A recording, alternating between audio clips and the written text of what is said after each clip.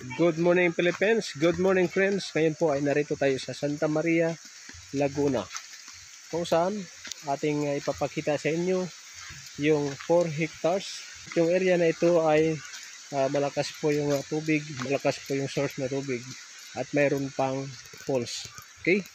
Yung 4 hectares po naka-frontage mismo sa Marcos Highway at naka-frontage din po siya sa Sapa kung saan mayroon siyang falls.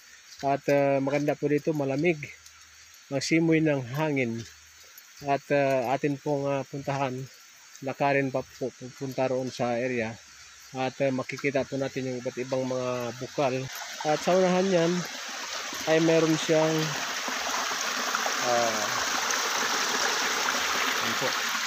meron siyang talagang falls na malaki. Pwede po paliguan. Okay? At dito po sa area na ito ay pwede ho tayo maglagay ng swimming pool at maging tourist spot dahil parang kumbaga dito na po akyat tuwing summer or tuwing tag-init or kahit hindi man ay dito po maglagay ng camping site, rest house. Yan, malapit na po tayo sa area. Ngayon po ay narito na tayo ngayon mismo sa lugar kung saan mayroong falls. Okay?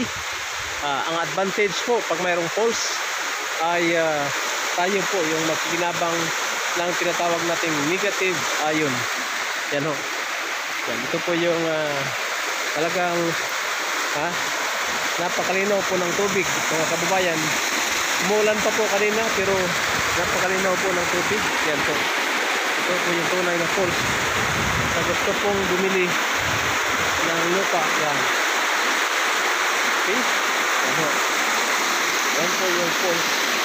Napakalinaw po mga kababayan natin. Yan. Mga kababayan, napakalinis po ng tubig at galing po yan sa mga bukal ho na nasa paanan po ng bundok. Yan o. Napakalinaw po na tubig. Yan. Wala po kayong hahanaping iba pa na lote. Yan ho, na mayroong falls. Yan. Okay po.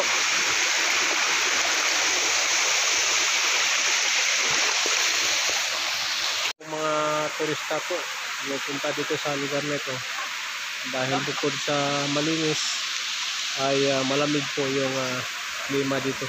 Pag tag-init dito po tayo maligo mga kababayan. Linaw po mga kababayan. Yan. Hanggang doon po sa baba. Okay? Kung kayo may mga bisita po, mga turista, yan. Pwede kayong pumunta dito. At yan po yung mga bisita po natin. At yung sapa na ito po ay ito po yung source ng maraming mga pamilya po na naroon po sa baba banda. Yan. Ito po yung tubo na nakakabit dahil po galing mismo sa bukal yung kanilang iniinom. Tunay na alkaline at mineral water. Wala pong mga chemicals o ano pa mang mga ilalagay para ho safe na safe po mga kababayan. Ito pa po yung sakop po ng 4 hectares. Yan. Ayon po sa rules or sa batas, yung ilog po ay for public use, for public consumption yung tubig.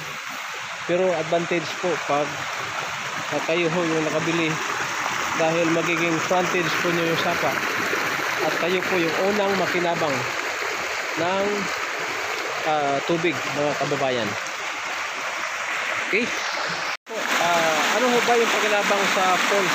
Number 1, ito ay nagpo-produce ng negative ion. Mataas po yung negative ion yan dahil ho yung hampas po ng water molecules sa bato ay nagpo-produce po yan ng water or negative ion.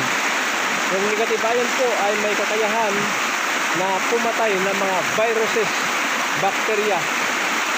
Kaya po yung mga nakatira po dito ay wala silang mga sakit habang nagtatagulo sa syudad, sa problema na dumarating, dito po ay walang problema mga kababayan. Dahil ho sa lugar na kanilang tinitirhan, lalo na po pag tayo'y nakatira sa mga malapit po sa kakahuyan at malapit po sa falls. Yan po yung pinaka number 1 na pakinabang po sa waterfalls. Okay? Ito po yung magiging daanan, bulusin na po natin.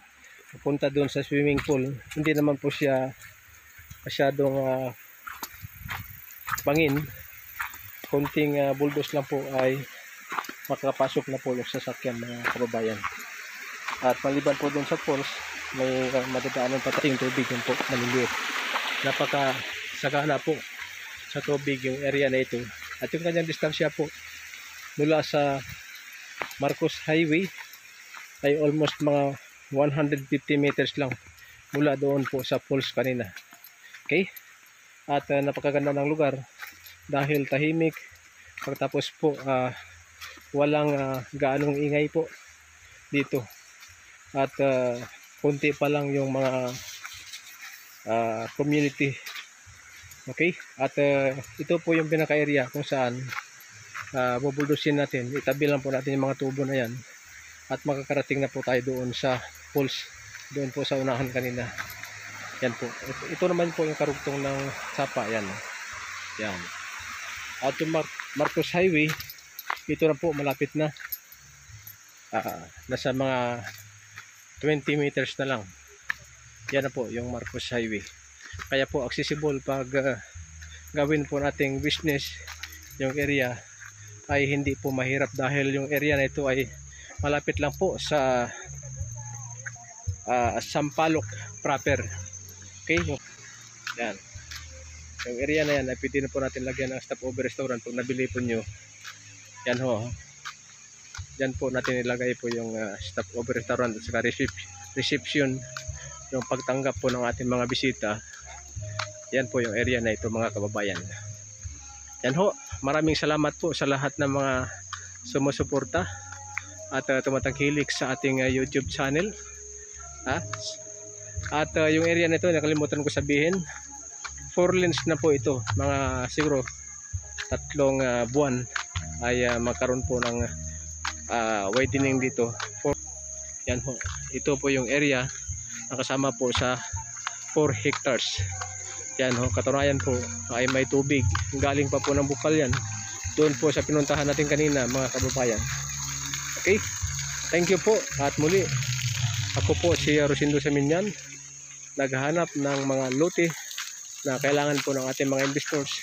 At para po mapalakas or mapataas po yung ating production, dapat po ay meron tayong mga farm na alagaan at tataniman at mapalakas din po yung turismo sa lugar na ito. Gaya po dyan sa Sampaloc, Tanay Rizal, dyan po sa Mayagay, Tanay Rizal ay napakadami na po ng mga resort dyan at mga restaurant. Kaya po lahat dyan ay nag-click or nagkaroon po talaga ng benta, sales dahil po nakadikit lang po sa Metro Manila. At muli dito po sa Realty Philippines TV, makikita ang pinakamura, pinakamagandang lupa para sa inyo. Maraming salamat at magandang araw.